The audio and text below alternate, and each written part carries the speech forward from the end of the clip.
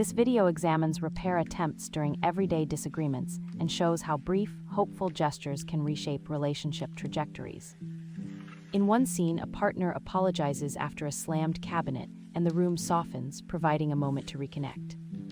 Research from the Gottman Institute highlights the ratio of 5 positive interactions to 1 negative when couples thrive.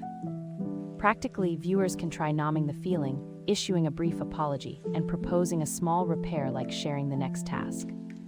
If both partners commit to these fixes, the relationship builds trust and emotional safety, inviting reflection and growth.